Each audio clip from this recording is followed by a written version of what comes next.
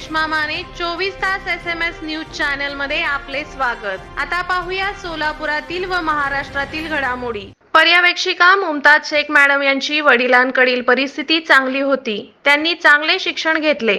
हे शिक्षण घेत असताना त्यांचे लग्न लतीफ शेख या मिल कामगाराबरोबर झाले। यामध्ये लतीफ शेख यांची मिल कालांतराने बंद पडली, परंतु मुमताज शेख मॅडम यांनी शिक्षण घेतलेल्या शिक्षणाचे काहीतरी उपयोग होणे गरजेचे असल्याने त्यांनी जेमतेम पगारीवर शिक्षिका म्हणून काम करू लागल्या। हे काम करत असताना मुमताज बेगम मॅडम यांच्या वडिलांना माहीत झाले। ते म्हणाले की तू हे काम सोडून दे, मी तुला दुप्पट पगार देतो, तू घरात बस। परंतु त्यांनी वडिलांचे न ऐकता आपल्या जिद्दीने परत शिक्षण घेतले। असे म्हणतात की प्रत्येक व्यक्तीच्या पाठीमागे स्त्रीचा हात असतो, परंतु यामध्ये एक पुरुषाचा हात होता। लतीफ शेख यांनी आपल्या पत्नीला पुढील शिक्षणासाठी मदत केली। ही मदत करत असताना लतीफ शेख यांनी राजकीय क्षेत्रात सहभाग नोंदवला, परंतु राजकीय क्षेत्रातही त्यांना अपयश ठरलं।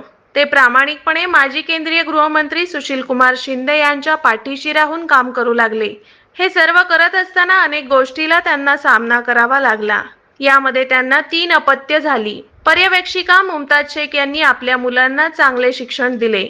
कोणत्याही गोष्टीची कमी न करता त्यांनी मुलांच्या भविष्याकडे लक्ष दिले। हे सर्व करीत असताना त्यांना महापालिकेत शिक्षिका म्हणून नोकरी लागली। यामुळे त्यांच्या जीवनामध्ये नवीन उल्हास निर्माण झाला। त्यांची 3ही मुलं चांगल्या पदावर आहेत। एक मुलगा लंडन येथील मोठ्या कंपनीत कार्यरत आहे, तर दुसरा मुलगा इंजिनियर आहे, तो पुणे येथे कार्यरत आहे। तर इलियास शेख सर हे पानगल हायस्कूल मध्ये शिक्षक आहेत। इलियास शेख सर यांना नुकताच महाराष्ट्र शासनाचा पुरस्कार माजी शिक्षण मंत्री वर्षा गायकवाड यांच्या हस्ते देण्यात आला। या सर्वांचे यश त्यांच्या आई-वडिलांना जाते। आज पर्यवेक्षिका मुमताज बेगम यांचा शिक्षण क्षेत्रातला निरोप समारंभ कार्यक्रम सदर बाजार येथील इम्पेरियल हॉल येथे आमदार प्रणिती शिंदे यांच्या हस्ते शाल पुष्पगुच्छ देऊन त्यांना निरोप देण्यात आला। या कार्यक्रमाच्या अध्यक्षस्थानी माजी उपमहापौर डॉक्टर नसीमा पठाण या होत्या।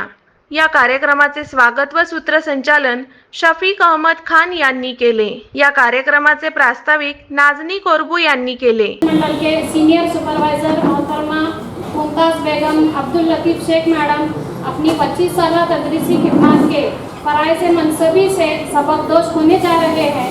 या निरोप समारंभ कार्यक्रमाप्रसंगी माजी पर्यवेक्षक रफीक खान सर, विस्तार अधिकारी जिल्हा परिषद अतहर परवेज, दफेदार सर प्रशासन अधिकारी संजय जावीर सर, उपशिक्षणाधिकारी सुधा साळुंके मॅडम, माजी महापौर आरिफ शेख, माजी नगरसेवक बाबा मिस्त्री, शकील मौलवी, सविना इंगळगी मॅडम आदींची प्रमुख उपस्थिती होती। यावेळी आलेल्या मान्यवरांचा सत्कार शिक्षक गौरव समितीच्या वतीने करण्यात आला। माझ्या आईने आमच्यासाठी भरपूर कष्ट घेतले। माझ्या आजोबांची परिस्थिती चांगली असतानाही त्यांनी माझ्या वडिलांसोबत खांद्याला खांदा लावून संसार केला, असे पानगल हायस्कूलचे शिक्षक व पर्यवेक्षिका मुमताज शेख यांचे चिरंजीव इलियास लतीफ शेख यांनी या निरोप समारंभ प्रसंगी आपल्या भावना व्यक्त केल्या। वालिदा साहिबा इन्होंने बचपन से ही तय कर लिया था कि मुझे काफ़ी दौड़ना है, आगे बढ़ना है। घर का माहौल काफ़ी खुशगवार था, नैनीहाल काफ़ी अमीर था, पर हमें उनसे कोई शिकायत नहीं है। लेकिन अफसोस इस बात का है कि अमीरी के बावजूद, घर का माहौल खुशगवार रहने के बावजूद भी लड़कियों के लिए तालीम को लेकर काफ़ी मुखालिफत रही, बहुत ज़्यादा मुखालिफत रही। इस मिशन में हमारे अम्मी की मामूजात बहन सलीमा खान यहाँ पे बैठी हुई हैं। इब्तदाई तालीम जैसे वैसे मुकम्मल हुई। जब 5वीं से 10वीं की बारी आई तो SSC Urdu high school and junior college of science में दाखला लिया। सलीमा खान वहाँ पे बैठी हुई हैं, हमारी खाला वहाँ पे बैठी हुई हैं। भैया चौक से बेगमपेट अम्मी को लेने के लिए आते, बेगमपेट से सोशल स्कूल जाते, सोशल स्कूल से वापस बेगमपेट अम्मी को छोड़ते और बेगमपेट से वापस भैया चौक की तरफ निकल पड़ते।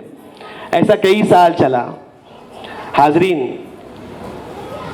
जब हम गुफ्तगू करते हैं तो ऐसे अल्फाज करते हैं जिससे सामने वाले को हमारे मज़बूत पहलू नज़र आते हैं, और जब मज़बूत पहलू नज़र आने लगते हैं तो सामने वाला शख्स खुद ब खुद सामने वाले शख्स की तरफ राग़िब होने लगता है। हमारे नाना को नानी को काफ़ी मनाते हुए कैसे वैसे 10वीं पास हुए और जमात दहम पास होने के बाद नर्सिंग में एडमिशन लेने का दोनों ने फैसला किया। तो कदीर अलीम साहब की रहबनी में जो कि उनके उस्ताद थे, उन्होंने कहा कि नर्सिंग क्यों करते हो, डीएड करो। डीएड में दाखिला लिया और बड़े अफसोस से ये कहना पड़ता है कि हाज़रीन, जो दर्द आते हैं वो हमेशा इंसान के दर्जात को बुलंद करने के लिए आते हैं और उसी को दर्द आते हैं जो दर्द बर्दाश्त करने के काबिल होता है। और गोल्डन अपॉर्चुनिटीज़ भी ज़िंदगी में कभी कभी आते हैं, उसका फ़ायदा उठाना बहुत ज़रूरी होता है। डीएड होते के साथ एसएसए प्राइमरी स्कूल में जॉब का मौका मिला, पर वापस से घर वालों की मुखालिफत रही और वो गोल्डन अपॉर्चुनिटीज़ चली गई। उसके बाद कैसे वैसे घर वालों को मनाकर 1982 से लेकर 1987 तक बतौर केजी के टीचर फ्री में काम किया। उसी दौरान सोच रहे थे कि सिलाई मशीन का काम शुरू करें और वहाँ पे दाखला लें, लेकिन मरहूम महमूद साहब ने अम्मी को और सलीमा खान साहिबा को गाइडेंस किया कि आप वो मत करो, आप बीए करो। बीए सेकेंड ईयर में अम्मी की शादी हुई और जब बीए मुकम्मिल हो रहा था तो मेरी पैदाइश हुई। अम्मी सुबह में काम करते, फिर बीए करते, वापस से हेमा चिंचोड़कर मैडम का एक टाइपिंग इंस्टीट्यूट चलता था, कुलकर्नीस टाइपिंग इंस्टीट्यूट, वहाँ पर अम्मी टाइपिंग के लिए जाते थे। और जब बेगमपेट से वापस अम्मी शास्त्री नगर आ गए तो वो भी छूट गया। 1987 से लेके 1996 तक 250 रुपए की पेमेंट पर अम्मी ने काम किया, 250 रुपए की पेमेंट पर। हालात जब बिगड़ते हैं तो इंसान लड़खड़ाना शुरू होता है और बड़ी बात यह है कि इन हालात का अगर इंसान गुलाम बन जाता है तो उसकी ज़िंदगी में ही जीते जी मौत हो जाती है। इंसान जिंदा रहता है पर उसका ख्याल मर जाता है, और इंसान का जब ख्याल मर जाता है तो उसकी रूह मर जाती है, और उसकी रूह जब मर जाती है तो इंसान तो जिंदा रहता ही है लेकिन दूसरों की ज़िंदगी के सहारे जिंदा रहता है। हमारे नाना जान ने काफ़ी इसरार किया। नाना ने कहा कि 250 रुपये पेमेंट में काम करती है, मैं तुझे 1000 रुपये दूंगा, घर पे बैठ। पर वालिदा साहिबा को कहाँ मंजूर था, उनकी उड़ान काफ़ी अलग थी। 1996 से लेके 2009 तक अम्मी असिस्टेंट टीचर रहे, 2009 से 2013 तक केंद्र प्रमुख रहे और 2013 से लेके 2022 तक का सुपरवाइजर का सफ़र। गरीबी क्या होती है मैंने देखा नहीं है, मैंने महसूस किया है। पता नहीं मुझे यहाँ पे बोलना चाहिए या नहीं, मैं बोल रहा हूँ बस। कभी कभी रहता है कहने में कहाँ आती है कैफियत दिल की, महसूस जो होता है बताया नहीं जाता। मैं मेरे वालिदा साहिबा को अंधेरी रात का एक ऐसा मुसाफिर मानता हूँ जो अंधेरी सुरंग में तो जाती हैं और अंधेरी सुरंग में जाने के बाद कंकरियों को टटोरती है, और कंकरियों को देखने के बाद जब बाहर आती है तो देखती है तो वो तो मोती है जो अल्लाह ताला ने अपने फिक्र करने वाले बंदे को इनाम के तौर पे दी है। मुझे लगता है हमारे वालिदैन हमारे सबसे बड़े इन्वेस्टर हैं। पहला, अपनी जवानी हमारे पीछे सर्व कर देते हैं, अपना वक्त हमारे पीछे डालते हैं, अपनी माल व दौलत हमारे पीछे डालते हैं। जब जाके बच्चा निखरता है, बड़ा होता है। हमारे वालिद साहब को मैं हीरो मानता हूँ। वालिद साहब हमेशा सियासत में सरगर्म रहे, लेकिन ये बात भी है कि हमारे घर का माहौल इसकी वजह से काफ़ी गर्म रहा। वालिद साहब और वालिदा का रिश्ता काफ़ी नाजुक दौर से गुजर रहा था सियासत की वजह से। उसी दौरान सुशील कुमार शिंदे साहब ने, हमारे बड़े अम्मी जो मुंबई से आए थे बतौर प्रिंसिपल, रिटायर्ड होके आए थे, तो सुशील कुमार शिंदे साहब ने उनको कारपोरेशन में लड़ने का मौका दिया, जिसमें जुबैर भाई कुरैशी साहब के वालिद साहब उन्होंने एक बहुत बड़ा रोल अदा किया और बड़े अम्मी बड़े वोटों से लीड से जीत कर आए। उसके बाद सुशील कुमार शिंदे साहब ने उनको मौका दिया उप महापौर बनने का। फिर लोग वाली साहब के पास आने लगे और वाली साहब के जरिए बड़े अम्मी तक जाने लगे, और बड़ा काम रहा तो सुशील कुमार शिंदे साहब के पास जाने लगे। लोग आने लगे और अब्बा उनके मसलों को शिंदे साहब के जरिए बड़े अम्मी के जरिए हल करने लगे। ये सारी चीज़ों को अम्मी देखने लगे और उनको सियासत से मोहब्बत होने लगी। तो आखिर में मैं कहूँगा कि जब हम शास्त्री नगर में रहने के लिए थे तो पत्रों में से पानी आता था, दीवारों में से पानी आता था, ज़मीनों में से पानी आता था, कुर्बान हुसैन नगर में से पूरा पानी हमारे घरों में चला जाता था। एक मर्तबा हुआ ये कि हमारे अम्मी और अब्बा को रिलेटिव्स में कुछ तो मुश्किलात पेश आई, वो रात को चले गए। हम गादियों पे सोए हुए थे, ज़ोर की बारिश हुई। हमको कहाँ एहसास था, हम छोटे थे। गादी के बाहर ऐसा हाथ पड़ने के बाद पता चला कि बारिश बहुत हो चुकी है और घर में पानी आ चुका है। पलंग पर सोने के लिए गए तो पलंग की पूरी गादी कच्ची हो चुकी थी। फिर हम 3 भाई मिलकर सोफे पर कैसा तो एडजस्ट करके सो गए। फिर वालिदा साहिबा बारिश कम होने के बाद आए और रात भर वही हमेशा का मामूल था, साफ़ सफाई करते रहे पानी की। और दूसरी एक चीज़, मैं बहुत छोटा था, जमात 4 में था, मुझे हल्का हल्का याद है।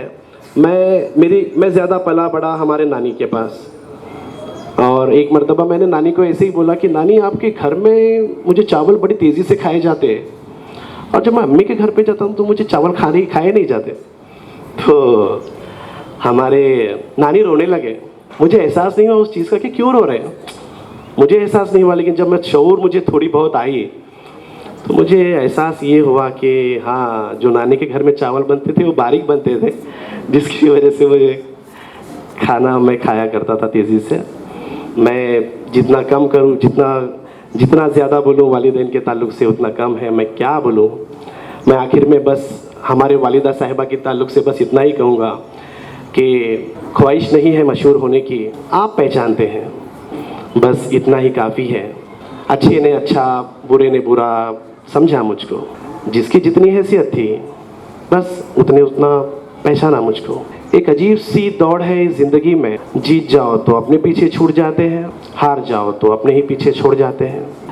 इतना कहते हुए मैं मेरे अल्फाज को कुजे में समेटता हूँ। खडतर जीवनावर मात करत त्यांनी संघर्ष केला। आपल्या मुलांना शिकवत दुसऱ्यांच्या मुलांनाही चांगले शिक्षण दिले। आज त्यांचा गुणगौरव शिक्षक गौरव समिती करते, कारण विद्यार्थी घडवलात म्हणजे देश घडवलात, असे आमदार प्रणिती शिंदे यांनी या कार्यक्रमाप्रसंगी बोलताना म्हणाले। नसीम मैडम कह रही थी कि रुला दिया हम सबको। रिटायरमेंट प्रोग्राम्स होते ही ऐसे हैं। आपके पहले आपके भाई ने भी यहाँ पे लंदन से मैसेज भेजा था, आपका दूसरा भाई वहाँ खड़ा है। मैं चाहती थी कि तीनों भाई पहले हम सबके पहले बोले आप, ताकि हमें आपकी अम्मी की कहानी आपके ज़ुबान से सुनने को मिले। और जैसे आपके भाई ने कहा कि रिटायरमेंट के प्रोग्राम ऐसे होते हैं कि ज़िंदगी का एक चैप्टर ख़त्म होता है लेकिन दूसरा बहुत ज़रूरी चैप्टर शुरू होता है। तो संध्याकाल, जैसे आपने कहा कि ढलते हुए सूरज के सामने एक चांद भी ऊपर आता है, तो मैं समझती हूँ कि आपके अम्मी के ज़िंदगी में जो चांद बाहर अभी आने लगा है, और आपने जिन परिस्थितियों का जिक्र किया कि बहुत ही कठिन परिस्थिति थी, लेकिन तारे अंधेरों में ही चमकते हैं। अगर अंधेरा नहीं होता है तो तारे चमकेंगे नहीं। और मुमताज़ आपा, आप हमारे सबकी ज़िंदगी में वो तारा है। तमाम इन सब महिलाओं की ज़िंदगी में और तमाम बच्चियों की ज़िंदगी में आप वो तारा है जो हमें उम्मीद दिखाती है। उम्मीद पे दुनिया कायम होती है। और मुझे इस बात की खुशी हो रही है कि मुमताज़ आपा जैसे बहुत औरतें हैं जिनका स्ट्रगल सिर्फ खुद के लिए नहीं, दूसरों के लिए भी होता है। लेकिन इस बात का दुख भी होता है कि एक जगह मुमताज़ आपा का सत्कार हो रहा है, लेकिन दूसरी ओर बिल्किस बानो जैसी बेटियों के ऊपर अत्याचार और अन्याय भी हो रहा है। दुख होता है जब ये होता है। और सियासत की बात यहाँ पे मैं करना नहीं चाहती हूँ, लेकिन जैसे जैसे वक्त बदलता है, परिस्थिति और हालात बदलते हैं, वैसे वैसे औरतों की स्ट्रगल बदलती है। और मुमताज़ आपा, मैं आपको कहना चाहती हूँ कि आपके ज़िंदगी का दूसरे शाम की शुरुआत हो रही है। ये स्ट्रगल जो है ये आपको उन जैसे बिल्किस बानो के जैसे औरतों के लिए, महिलाओं के लिए करना है। जैसे आपके बेटे ने लंदन से कहा कि आपको विमेन एम्पावरमेंट करनी है। मैं काफ़ी टाइम इंट्रोस्पेक्ट करती हूँ कि हाँ, मैं महिला हूँ, मैं आमदार हूँ, मैं महिलाओं को मदद करने की कोशिश करती हूँ, लेकिन हमारा रोल बहुत बड़ा है। और जब तक ऐसे केसेस होते रहेंगे हमारे देश में, हमारा स्ट्रगल उनके लिए ख़त्म नहीं होगा। तो शायद आपकी रिटायरमेंट, जैसे कहते हैं when one door closes another opens, आपकी रिटायरमेंट उसी वक्त हो रही है जब तमाम औरतों को आपकी मदद की ज़रूरत है। तो सही वक्त पे आपकी रिटायरमेंट हो रही है, क्योंकि अभी आपका रोल जो है वो सिर्फ शिक्षिका बोल के नहीं, लेकिन उससे बढ़कर एक उम्मीद देने को, एक होप देने को, एक औरतों को एक आवाज़ देने के लिए अभी आपकी लाइफ की शुरुआत हो रही है। और यही शुरुआत के पहले कदम पे मैं आपको मुबारकबादें देना चाहती हूँ। जब इलियास भाई यहाँ पे बात कर रहे थे तो काफ़ी सारे मेरी बहनों के आँख में पानी आ रहा था, खास करके सलीमा आपा और उनके बाजू में आपकी दूसरी बहन बैठी है, कि कितने मुश्किल हालात होते हैं और आपको सब फेस, हमें दिखाई देता है सिर्फ ऊपर ऊपर का, लेकिन उसके पीछे जब दूध से घी निकलता है तो उसके पीछे दूध का इतना बड़ा संघर्ष रहता है, वो कभी किसी को दिखाई नहीं देता है। लेकिन ऐसे प्रोग्राम के लिए मैं आपके तीनों बेटों को तहे दिल से शुक्रिया अदा करना चाहती हूँ, और आपके हस्बैंड का भी शुक्रिया अदा, सर का भी शुक्रिया अदा करना चाहती हूँ कि इन्होंने इतना बेहतरीन प्रोग्राम लिया और बहुत से लोगों की आँख खुल गई। ये प्रोग्राम की वजह से बहुत से लोगों को एक होप मिल गया, एक उम्मीद मिल गई कि अगर आप कर सकते हैं तब हम भी कर सकते हैं। और मैं ये कहना चाहती हूँ कि बहुत से औरतों की स्ट्रगल इजी नहीं होती है। नसीम आपा भी बताएंगे उनके स्ट्रगल के बारे में, काफ़ी सारे हैं जो इन सब परिस्थितियों पे मात करके यहाँ तक पहुँचती है। और मैं तहे दिल से शुक्रिया अदा करना चाहती हूँ मेरे भाइयों का, मेरे चाचाओं का, कि जैसे मुमताज़ आपा के घर में उन्होंने उनके तीनों बेटों को इतना अच्छा पढ़ाया। एक लंदन में है, एक टीचर है, दूसरे यहाँ पे काम करते हैं, लेकिन उनकी बहुएं भी उतनी ही पढ़ी लिखी हैं। तो वो जो बहुएं के जो पिताजी हैं, उनके जो वालिद हैं, उनको भी मैं शुक्रिया अदा करना चाहती हूँ कि आपने आपकी बेटियों को पढ़ाया, उनको बढ़ाया और इतना अच्छा करियर उनको निभाने को मौका दिया। और क्रेडिट ससुराल वालों को भी जाता है, क्योंकि एक लाइफ वहाँ तक होती है, दूसरी लाइफ वहाँ तक। आपने भी उनको इनकरेज किया और दोनों ने, और अपने बहुओं को पढ़ने दिया, करियर में आगे बढ़ने दिया। तो ये बहुत आपने एक मिसाल हम सबको आप बता रहे हैं और दे दिया। और इसी तरह हर एक परिवार ने, चाहे बेटा हो बेटी हो, उनको अच्छी परवरिश और तालीम ही आखिर तक चलती है। कौन कितना पैसा बनाया वो ज़रूरी नहीं होता, लेकिन कौन कैसा इंसान है वो ज़रूरी होता है। और वहाँ पे माँ बाप जो तालीम देते हैं वो बहुत ज़रूरी होती है। तो आपने आपके तीनों बच्चों को, बहुओं को, और अभी आपके ग्रैंड चिल्ड्रन को आप अच्छी तालीम दे रहे हैं। एक अच्छा देश अच्छी तालीम से बनता है, एक अच्छा समाज अच्छी तालीम से बनता है। जब बच्चे पैदा होते हैं तो उनके साथ माँ भी पैदा होती है, एक माँ भी उनके बच्चों के साथ पैदा होती है, क्योंकि माँ घर को जुड़ने में बहुत बड़ा काम करती है, बहुत बड़ा रोल होता है। और जैसे वो घर को इकट्ठा रखती है, वैसे वो देश को भी इकट्ठा रखने में माँ का बहुत बड़ा रोल होता है।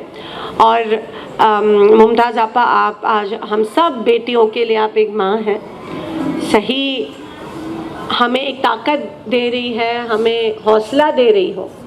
तमाम ऐसे लड़कियों को आपकी ज़रूरत है, क्योंकि आज ऐसे केसेस सामने आते हैं, लेकिन बहुत से केसेस होते हैं जो सामने नहीं आते हैं। उन सब ऐसे केसेस ही नहीं होने चाहिए, ऐसी मानसिकता ही नहीं होनी चाहिए। उसके लिए सही परवरिश ज़रूरी है, ताकि कोई किसी औरत की तरफ बुरे नज़र से कभी ना देखे। और वो परवरिश भी ज़रूरी होती है, उसके लिए परवरिश ज़रूरी होती है। तो हमें एक नई दुनिया, एक नया समाज यहाँ पे बनाना है, और मुमताज़ आपा आप हम सबको वो करने में मदद करेगी। इसमें कोई आई थिंक ये जो चीज़ें होती है वो ह्यूमैनिटेरियन होती है।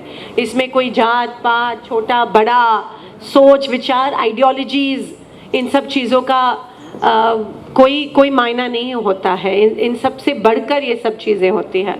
तो मैं आपको मुबारकबादें देना चाहती हूँ आपके इस नए शुरुआत के लिए, और आपने इस बहुत ही बेहतरीन और ख़ूबसूरत प्रोग्राम में हम सबको बुलाया। इलियास शेख सर, मैं आपका तहे दिल से शुक्रिया करती हूँ।